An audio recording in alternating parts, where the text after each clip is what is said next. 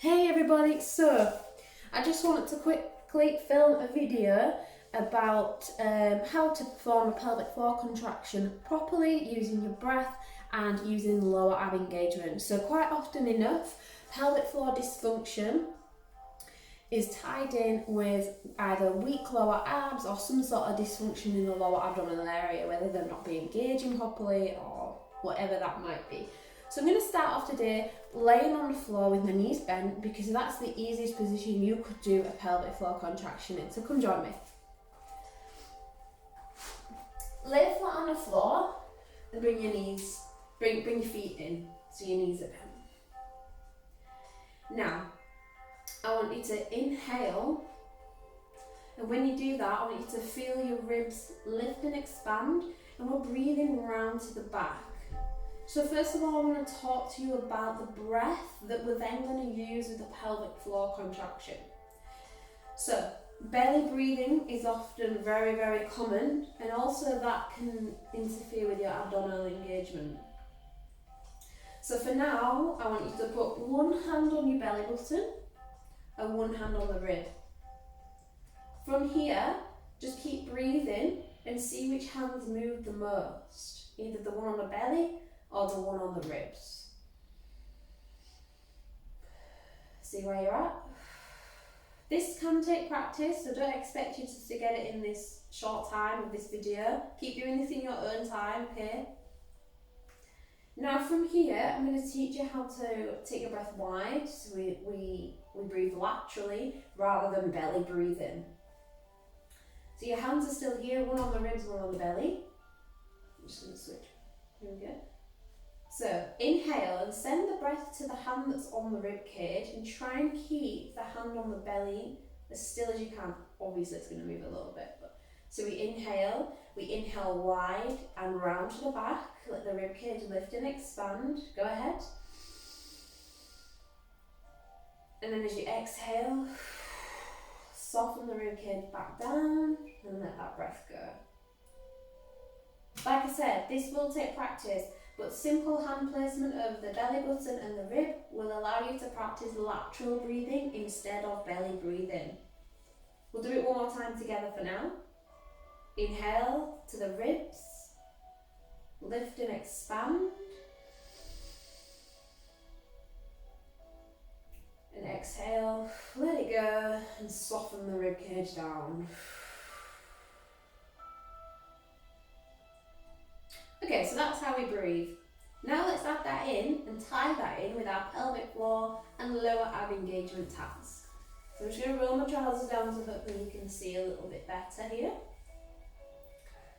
Okay, so your lower abs run from basically hip bone to hip bone, okay? And they're anything sort of belly button, from the belly button down. Okay, so the pelvic floor and the lower abs. When you breathe in, you need to try and relax the pelvic floor and the abdominals. Okay, this is why lateral breathing is brilliant, because you're not using the abs when you're breathing in. So try that now. So we want to breathe in laterally, relaxing the pelvic floor and the abs, and then let it go. Yeah. From there, we're then going to add on the exhalation the pelvic floor contraction. So I want you to think you're squeezing in and up. Like a coffee plunger, you've pushed it down and now you want to pull it back up. We're pulling up and in and drawing them lower abs together. I like to think of drawing the hip bones together, like they're in a vice and you try to bring them together. That's going to get those lower abs working. There's a lot to remember, and like I said before, this is going to take practice. So, are we ready? Pelvic floor contraction with the breath. So inhale laterally, let the rib cages lift and expand, and the pelvic floor relax. Go ahead. Exhale, draw the pelvic floor up and in, and squeeze those hip bones together for the full extent of the out breath. Try it again. So we inhale wide, let it relax. Exhale.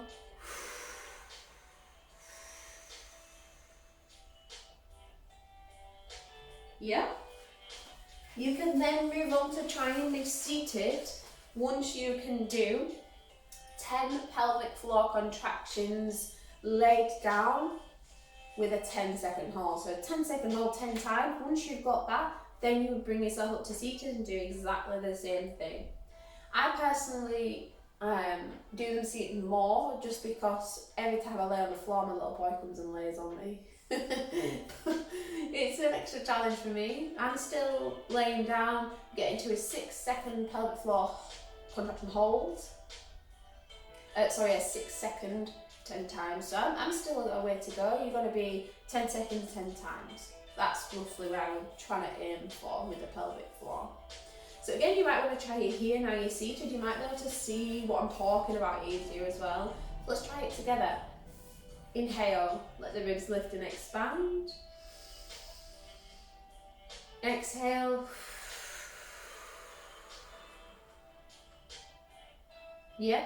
So in that exhale, the pelvic floor's coming up and in, and you're squeezing the lower abs together. Remember, on the inhale, you're trying to relax everything, your abs and the pelvic floor. So I hope this video helps to give you more information about how to do a pelvic floor properly with the correct breathing techniques as well. And I like incorporating the lower abs stuff into the pelvic floor contraction because it's all tied in. You could do a pelvic floor contraction and just focus on that, but naturally you will find the lower abs kicking in, and that's okay. So a little test that you can do to test to see how strong your pelvic floor is to lay down with your knees bent and do one pelvic floor contraction and see how long you can hold that for. And it needs to be a good hold, and as soon as the muscles start to fatigue and let go. Don't try and hold on to that. Whether that be 4 seconds, 6 seconds, 8 seconds, that's your baseline, okay? So say if you are on 5 seconds, that's the longest you can hold for. Fantastic. 5-second hold pelvic floor contractions. Aim to do that 10 times. Okay, you might not get 10 reps to start off with, but that's your aim. Once you can do your 5-second hold for 10 times, increase the holding time to 6 seconds. The reps might decrease again, that is fine. Do your 6-second hold and build yourself up to 10 reps. Do you see where I'm going with this? So on and so forth. And even when you get to 10 out of 10, you still want to be doing them. Just because you get there doesn't mean, I don't need to do them anymore. You still got to do them.